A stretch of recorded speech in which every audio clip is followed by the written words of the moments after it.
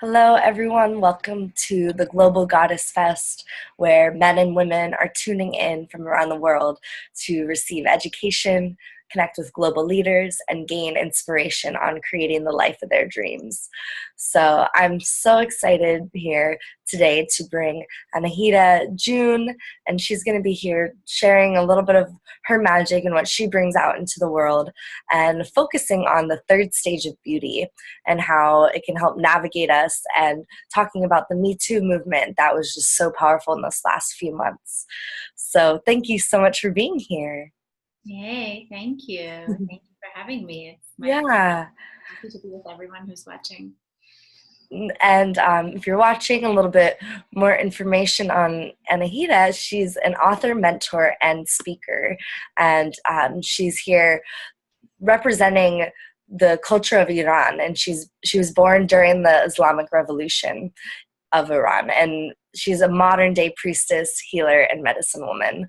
Her work is the culmination of over 20 years of intensive study with mystic masters and shamans. And she's done social research as well as 10 years of her own teaching and facilitation. So much wisdom that she has here to share with you all today.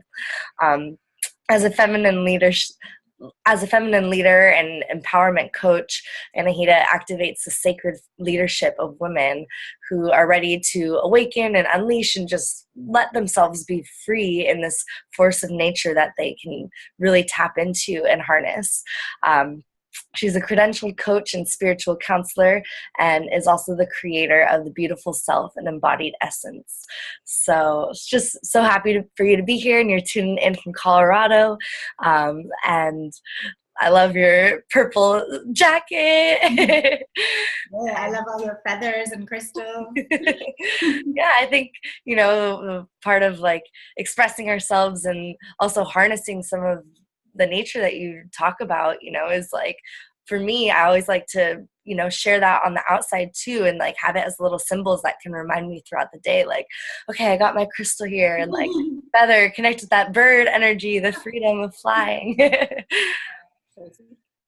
So thank you for being here, everyone that's joining, and yeah, let's dive in. So if you want to kind of just start letting us know, what is the third stage of beauty? Sure, yeah. Well, you had asked me what I wanted to talk about, and it's just been the Me Too. I've been percolating with myself, like, wow, what is really going on, and how can we move through this with more grace? Really, because it's just going to keep. I think it's going to keep opening up. Women are going to continue coming forward, and for me, the third stage of beauty is just one of the tools to move through this whole sort of Kali Ma fire with more grace and more beauty and more nourishment for ourselves. So I like to, I adapted this from David Data's Stages of Consciousness. So if those of you watching are familiar, David does talk about it. And I have adapted it to beauty because it's such a thing, because us women have such a thing around our physicality, our beauty. Now, when I talk about beauty, I want to be really clear. I am talking about how you are created, like the shape of your features, the coloring of your features, the codes that are in the way that you're created. So a lot of times people will say, well, it's easy for you to talk about beauty because I've never felt beautiful. But when I'm talking about beauty, I'm talking about the way that each one of us is created. I'm not plugged into that there's one or two or three ideals of beauty. So when I'm talking about beauty, I'm not talking about some like externalized projected image of perfection. I am talking about what we are already endowed with, each and every one of us. And there's different stages of consciousness that go, everything is consciousness, everything is vibration, everything is frequency. So when I talk about the third stage of beauty, it's really understanding. So first comes understanding the stages. So the first stage of beauty would be, I know a lot of that exists in my family, even my family of origin, in Iran, because so many of the women are so oppressed, and it's constantly like they're covered up, but then underneath they're trying to do something. So the first stage of beauty is, I'm going to get those extensions and I'm going to dye my hair and I'm going to wear that outfit. And then I'm going to walk down the street and I'm going to turn a bunch of heads and yay me. Like that's the first stage of beauty and the first stage of consciousness, right? With the beauty. And it's, it's about getting the attention. It is ego driven and feeds the ego. So that's the first stage of beauty. The second stage of beauty is really saying, well, I mean, I like to feel beautiful, but I'm more than my looks. I know I'm more than my looks. And so usually what I experience with women who are in the second stage consciousness in how they hold beauty, it's usually they will only get really super dressed up or really put in the effort when they know that they either have a man by their side and they're not going to get unwanted attention, or they're going to a fancy event. They're mostly in practicality because the second stage beauty woman has usually been awake or on the path of awakening for a while. And so she knows she's more than what she looks like. And she's getting up and doing her meditation and her affirmation and her yoga practice and all of that. And so it's fallen a little bit more into the realm of the practical and that I'm more than my looks. And then there's the third stage of beauty. And the third stage of beauty is, it includes all of that, right? I'm aware that my ego likes to be recognized, and I'm aware that I'm more than my looks. And then in the third stage, the woman is fully plugged into, I'm more than my looks. And the light that shines through me, the light of the divine feminine, is a blessing to anyone who lays their eyes on me. And that invites a completely different level of healing when it comes to relating to the opposite sex, and even being and navigating these waters where our society is, I feel like everybody is on pins and needles. Like every guy is like, wait, was that wrong? Could I have said that? And every woman is like, wait, did I create that? And so the third stage is really, I mean, it's so juicy because it completely unplugs from that. Not that it's like be in the world, but not of it. Mm-hmm. So it's be in the world, but not of it, and carry your beauty in a way that is first and foremost a gift to yourself, as you allow yourself to be seen and not clam up when you get seen, and not shut down when you get seen. And when you feel the energy in your body that someone's looking at you, breathe more into that and find the arch in your lower back, and actually come more into your divine feminine self when you have someone seeing that they're seeing your light, rather than clamping down. These are all the things that go with being a third stage beauty. And it's not like a moment, right? It's like what I mean is, like, it's not an occurrence. It's not like, oh, I'm a third stage beauty forever and ever. It's like we have our second stage moments and our first stage moments, but it's this constant commitment to being truly seen as we are, and then allowing the exchange to be something that magnifies and creates more divine energy.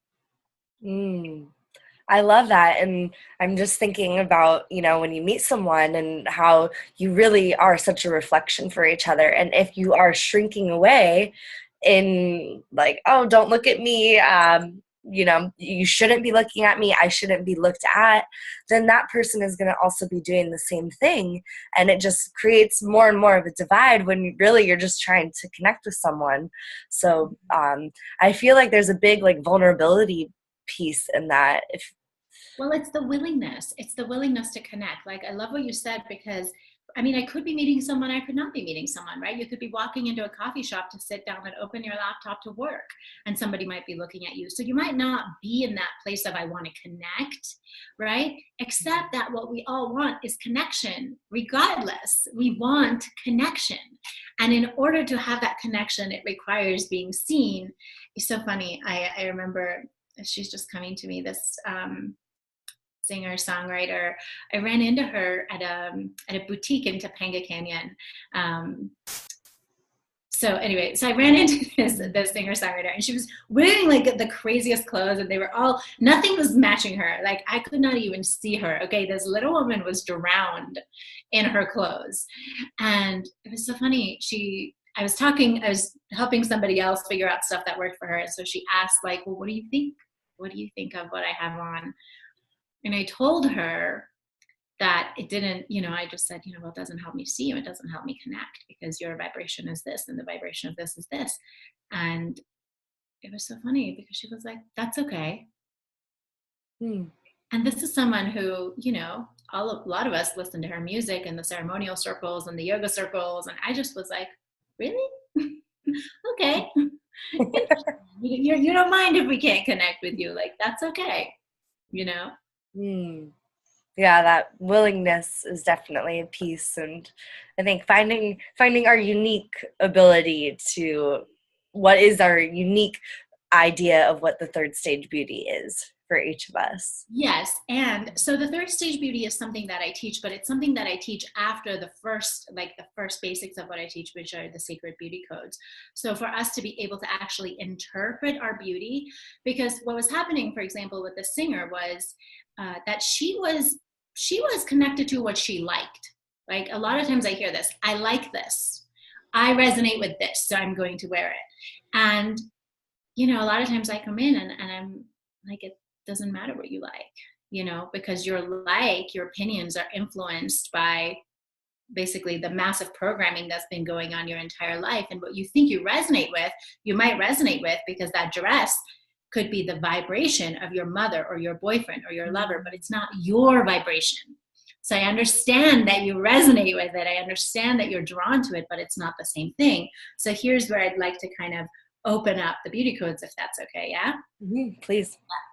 So everything is vibration, right? Everything is vibration, lights, vibration, sounds, vibration, colors, vibration. So when it comes to decoding the beauty codes and understanding how, because here's the thing, if a woman isn't like expressing in a way that is truly aligned with her essence through her style and her presentation, she won't have the full third stage experience, because she'll still feel, this is from a lot of experience, myself and others, she'll still feel that a part of her was not gotten, that a part of her wasn't seen. So first we come into full alignment and congruency with ourselves through how we present and how we express, and really get into like adorning the goddess. And then we take her out, and then we experience the connection and the expansion that's available in the third stage. So back to everything is vibration. There is what I call the sacred triad. And the sacred triad is the relationship between your hair, your skin, and your eyes. And all of this work is really based on the premise that Mother Nature doesn't make mistakes. And the big umbrella of like my work is just all of us, I think, bringing us back to Mother and bringing us back to our connection with nature and understanding how connected we really are and how inseparable we really are. So really it helps, my prayer for you, my prayer for all of us is that we can see ourselves with the same unconditionality that we see nature, the same appreciation that we afford this flower or that flower or this mountain or that mountain, and never comparing, never thinking that, hey, orchid, you should have been a rose, or hey, rose, you should have been a lily. Like, it's just so mad, right? Yeah. Mad. And yet we do that to ourselves. Mm-hmm. And so the sacred triad is your hair, skin, and eyes. So the vibration that I was talking about, there's a vibration that lives in the pigment of your hair and your skin and your eyes, in the coloring. Like, is it more saturated? Is it less saturated? Is it warm? Is it cool? What's the frequency of it? And the way that those three dance together, then when we can bring all the colors that we wear and all the style that we wear in harmony with not only the sacred triad, but then the sacred design of ourselves. So like matching the print of what I wear to the sacred geometry of my face. Like, there's a way to just keep going into and like honoring what's there, so that you just keep honoring it. Like, what's there? Let me multiply that. What's there? Let me multiply that. And so, for example, like if you're looking to what shirt looks good on me, right? Like, what am I going to wear so that I have this experience of being seen? Because that it's all about practicality, right? This is all great, but it's like, how do I bring this down? How do I wear something that I can go out of the house and then have a third stage moment and practice, right? Mm-hmm. So it's like, when you're trying to see, can I, does this work for me? Should I wear this? It comes down to, does it go with your hair? Does it go with your skin? Does it go with your eyes? It needs to go with all three. Mm. It can't just go with one. And a lot of people do this. A lot of people just go with one. Oh, it looks so good with my eyes. And I'm like, but like, I can't see anything else. Like, I get to see the sweater. So that's the first place, to come into harmony with the sacred triad and see oneself, and then take ourselves out and allow ourselves to be seen, and get real with, like, how willing am I to be seen, and how much of this connection can I handle? If I'm going to go back and watch Netflix and eat my ice cream and wish I had connection, but I don't know what to do with it. And then that's where then the real integral support comes in, like, where we have to then actually do the emotional work to be willing to be seen and hold our power, and really embody the divine feminine in that way that is truly embodied, and not like out here, and willing to be seen, right? Like, I see so many, I was one of them. I see so many yogis that like live in the stretch pants all year round, and I taught yoga and movement for a few years, and that was me too. But it's an interesting thing. It's like we get embodied, but then we're not really willing to be seen. So it's just, yeah. Let me know how this has landed, like, if you have questions. Oh, yeah, totally. So I'm curious in how you relate this with the Me Too movement. Right. So, okay. So all of this, because here's the thing that I know without a doubt: women love to be seen and recognized for our radiance.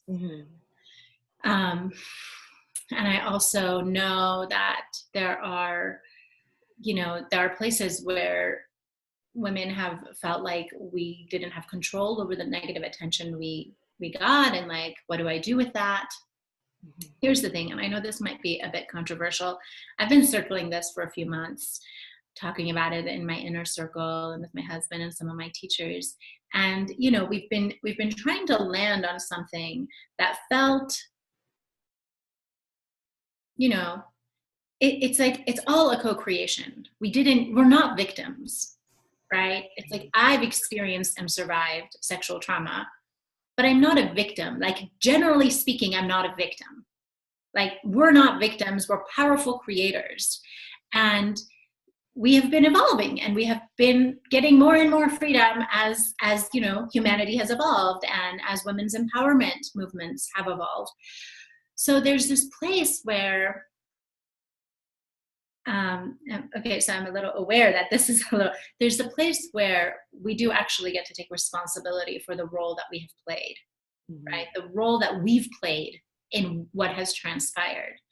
And I will say for myself, the role that I played in what's transpired, even though it didn't really backfire on me, but it's a collective, it's all the collective. So the role that I played is that for many years, I absolutely knew that I could manipulate men with my looks.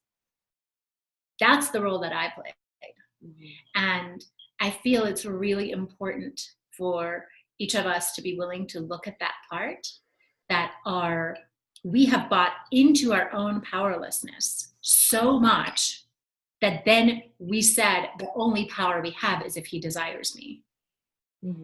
If he desires me, then I have power. If he doesn't, then I don't. But we bought into that. That's the only way that was so, and then we perpetuate it. And so this is the place where I feel like there's a really massive opportunity for healing, to recognize our inherent need as the goddess. The goddess wants to be seen. When the goddess is seen, the goddess opens up more. And not every place, not every street corner, not every coffee shop, not every party, not every office space is the place to open. However, first, to recognize the need, the core need for every woman to just be seen in her radiance. And what I mean by that is to have others, but also like energies of the masculine, if it's women or men, receiving her and seeing her and saying, beautiful, you're so beautiful. Wow.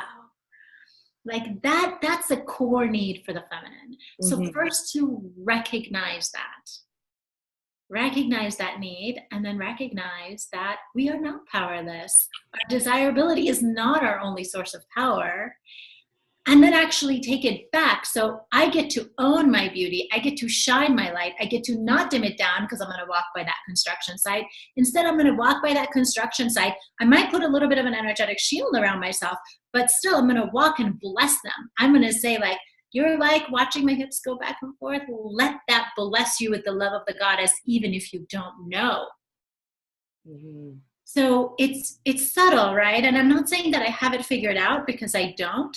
But I've just been, I mean, we're all so right now, the Me Too movement is so alive and roaring. Definitely.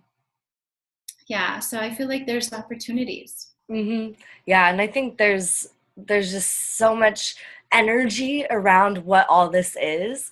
And so I feel like everyone has their like hyper focus on, okay, what is the Me Too movement, and why, how did it spark so quickly, and what has been unsaid before that. So being able to just say, like, yeah, I've known that I can manipulate guys with my looks, or I've been scared of that. I've been scared to do it because I know how powerful it is. There's just so many new dialogues coming out that are so important. And then the guys too, some men saying, I had no idea this happened, and having this like huge opening of perspective, or other guys being like, oh, I've done that. Yeah, me, and being able to come forth and apologize, because we're all human and we're all learning together. As women are figuring out how to be more embodied and how to embody your beauty inside and out, and then men are going to be figuring out their stuff too. And so it's definitely this playing game, it's like a soccer game. We're all trying to figure it out. We're all trying to win in some way. We're trying to have a good time. So how can we come together and really make this a win for everyone? And I think there's a lot of potential here with the Me Too movement and with the tangibility of it, because we can all feel it, and we've all had some sort of way to relate to it. I don't know one person that was like, I have no idea what this is about.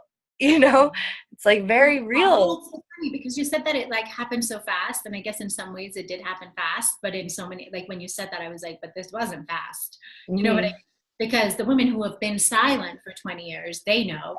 It's like, even I remember thinking when it came out, I was molested by a family member for several years over the course of time, and then I completely blocked it out. And then many years later, when I was a teenager, we were all living in the same house when I first came to America with that man, and the memories just came back. It was like, whoa, it all came back. And I remember at 14 years old feeling so powerless to say anything to anyone, even though his wife knew that's the reason it had stopped in the first place.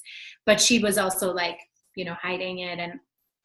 And it was, so when it came out, I just remember thinking like, wow, if this would have happened like when I was 14 or 15 or 16 or 17 or 18 or 20, or all the years that it took, when I was 30, he actually like flew out to meet me and apologized, which was a really healing moment. But when you say it happened fast, there's a part of me that's like, it didn't happen that fast. And then there was something else that I wanted to share. Let me see if I can find it. Here. So I feel like the greatest opportunity really is our relationship, our collective relationship to the feminine, and specifically female sexuality. I mean, it's really to be like, for us to understand, for all of us to understand that it is not something to be possessed or commoditized. So for men, for the masculine, it's been a lot of like, oh, it excites me. It's like, it's full of vibrancy and wildness, and I want it. I gotta have it. I gotta possess it, like that, shadow, which is a lot of like the patriarchy's relationship to the feminine, so patriarchy's relationship to the earth and to women and all of that. And yet women have had a role in that. That's what I'm saying. When a woman chooses to manipulate a man with her looks, she is commoditizing her sexuality and her beauty. So what I'm saying is, it's not something to be commoditized, and yet we're having this opportunity to look at first how much we have done it. Mm-hmm. Look at, our roles as contributors and co-creators. That's the first part. And then that's where the healing happens. And then, so my body is not something to be commoditized or possessed. And yet I get to be in full vibrancy and ownership of the goddess here. That becomes something else. Mm-hmm. Yeah, it's definitely a fine line that we're playing on and figuring out. And I think that's kind of what the third stage is this fine line between blending the first and second, and then this new higher consciousness along with it. So I'd love to just ask you, like, how did you end up getting into this work, and how has your journey been in like fully embodying this? Yeah. I mean, the everything is, so much of who I am is informed by growing up in Iran. I was a very wild little being, I mean, I still am, not little, but wild. And it was, I remember my father just telling me, like, it was really scary for him. He was a single dad. My mom wasn't around, and we're living in this Islamic republic, and he's like, oh shit, I've got this little girl, and she is like, I was a dancer, and I mean, I was a wild one. And so everything who I am is very much informed by the oppression and like what I witnessed, which was really that all of, and it was my experience that the feminine is not to be trusted, and it's not to be valued, and it's to be hidden. Growing up, it was, the woman wasn't allowed to sing, like a song of woman is illegal. And that was just the craziest thing to me. When I remember, like, someone in my family turning off the loud music of the woman who was singing because, like, there was a cop car, there was a military tank going by, and I was like, why are we turning it down? And they were like, oh, because it's illegal. And I was like, why is it illegal? Oh, because they say that the song of woman is so seductive that it will seduce men into acts of evil. Right? So men have no responsibility, and so let's suppress the feminine so they don't have to feel what it is to want and not go after to possess. Like, so they don't have to feel anything. Let's suppress this. And in the meantime, cut off all the light and joy and beauty that comes from the feminine being expressed. Mm-hmm. And so that was that. It's also much of that. And I ended up actually spent a good portion of my 20s as an exotic dancer. And that was my journey of, it was crazy. It was it was guided by Divine Mother to go be a stripper, and I did not want to be. My ego was like, no, I'm supposed to be mentoring women. But it wasn't, because I'd had all these downloads. Like, for 2 years, I had been super like activated and receiving downloads, and I was like, but it was, I had to go integrate those and really embody them. And so I was guided to. I spent 6 years, while I was doing my own study and like traveling, and I would dance for a few months out of the year. That was my time to really explore and be in seeking to understand what is this, what is this? Because what I was drawn to was the expression of female sexuality and sensuality and ownership, which was always hidden from me and hushed and like bad. And so I wanted to go and see, like, what's all the fuss about it? I don't feel like it should be tucked in a corner. And then through that journey of finding my own liberation, which it was very much about that, she was very clear. She was like, I was like, I don't want to dance. Like, this is crazy. And she was like, no, you're going to dance, and you're going to send the liberation back to your ancestors and all the women in the Middle East. And, and it was like, it was in Washington, D.C., across from the Pentagon in Arlington. So it was like the most powerful men that run this country. And then basically being able to play with those, as I evolved, being able to play with those stages of consciousness. Because I've had this double life of like dancing by night, teaching yoga by day, coaching. Like, it was all this whole like, but I needed to understand, for me, it was about how do we bring all of it into the light? How do we fully bring our relationship to the feminine, with the feminine, into the light? And so that was my journey of really integrating all of these parts of myself that I had held separate.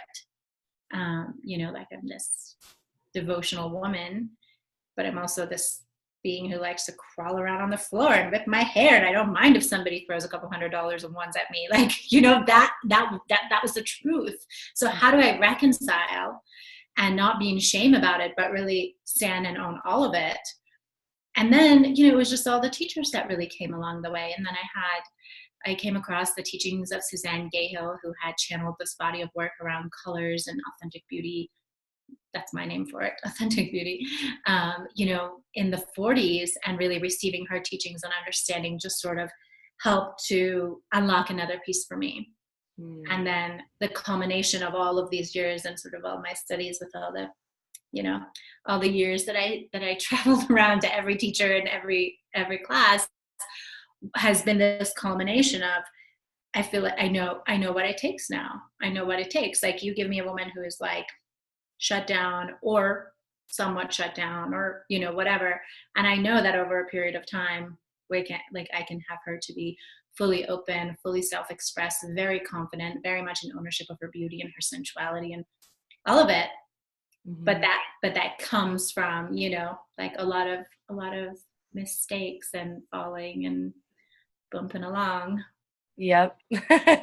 Definitely. I think we can all reflect that back and be able to feel, you know, through our own journeys, and the bumps that we hit have all helped create our perfect sculpture of what we are. How has dance and movement informed your being, but also do you use movement when you're working with clients to, you know, really open up the physical body? Beautiful. Yeah. Oh my God. It's everything. Yes. So for me, dance is, it's funny. I always thought dance was my first love. And like, just recently I realized, I think my first love were trees, climbing trees. I think may have been prior even to dance. But it's just, you know, I mean, oh my God, the feminine, we have got to move. It's like, there's just, I don't function if I don't dance, and breathe and moan. And it doesn't always look like dance. You know, it just looks like a wild animal. It's sort of just that wildness, permission to not let things get stagnant. You know, and for me, like, sensual movement is like what I love.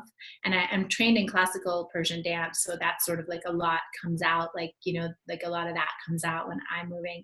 But when I'm working with clients, there's a couple of different ways. So I do like private ceremonial work, like one-on-one or small groups in ceremonial work, and we'll work on like waking the wild flesh, and that's a little more edgy and raw and primal.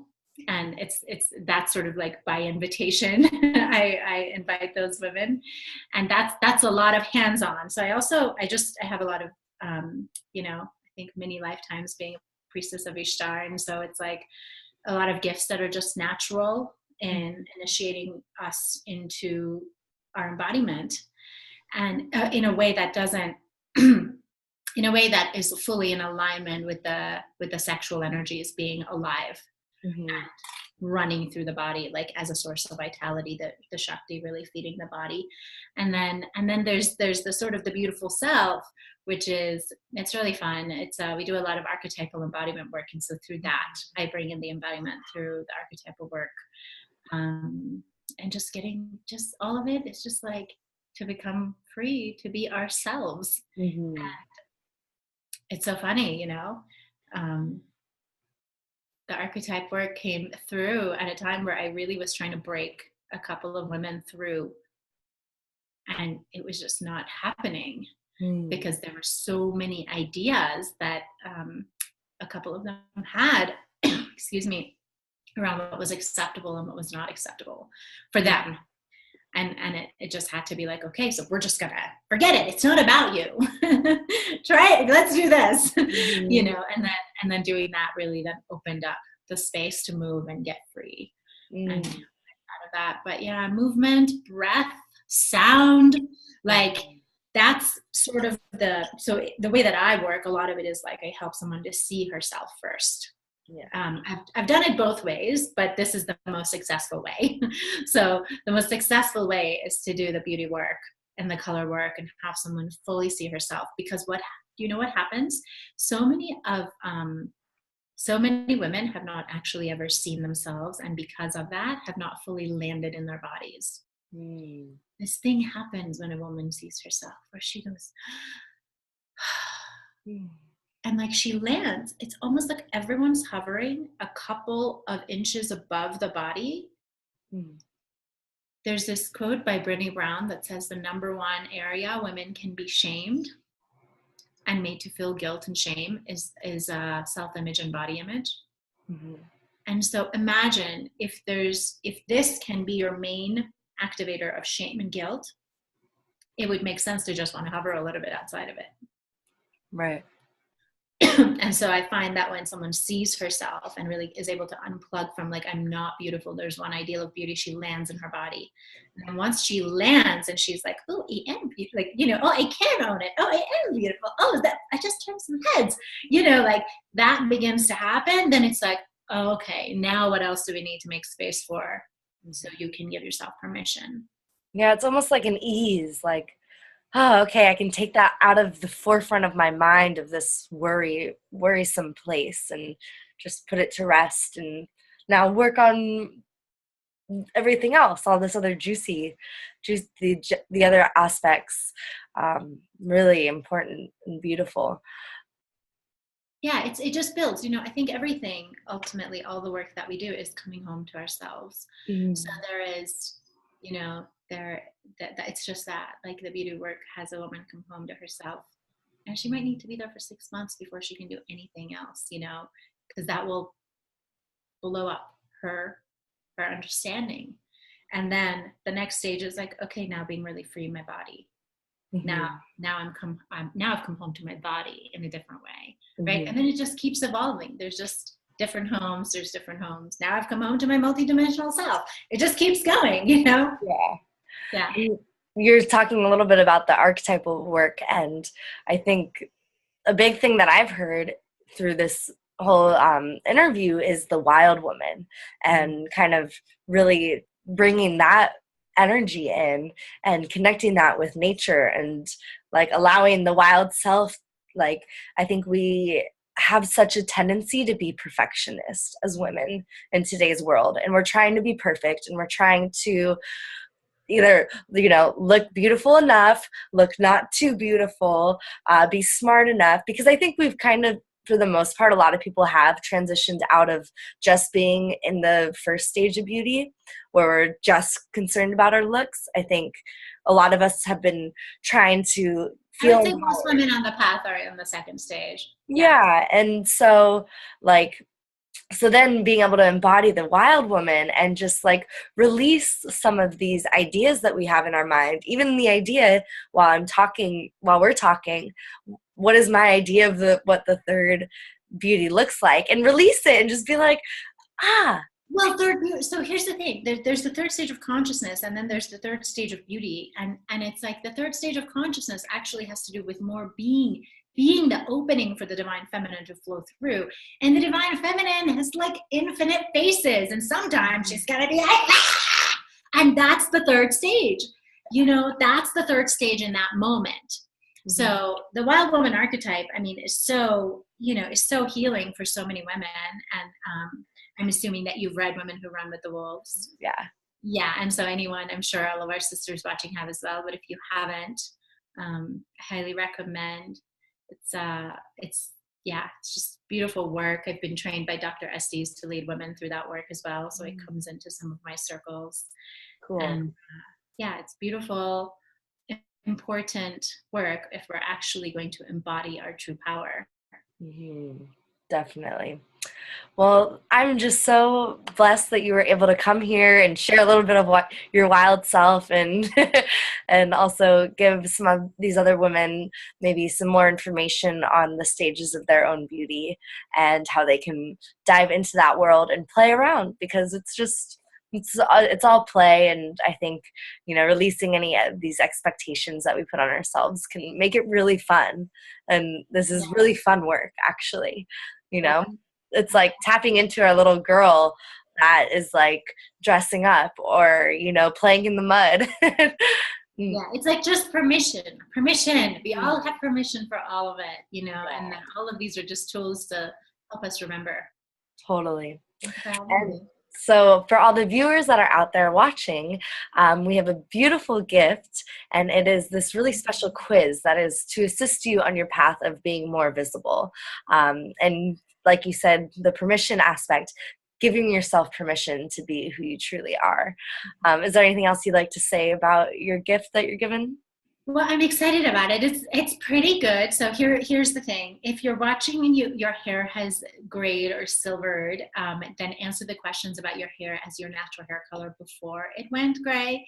And I really love it for you to take the quiz with somebody who you know very well, maybe a spouse or a sibling or a best friend, because sometimes we can get we can just not be clear about our own energy and who we match and who we don't match versus if you're there with somebody who knows you, chances are the quiz will be more successful. So you'll get some results that'll tell you just some basic guidelines of like what to wear, what not to wear, so that you can really begin to see yourself with eyes, you know unconditionally loving eyes really come into focus for yourself.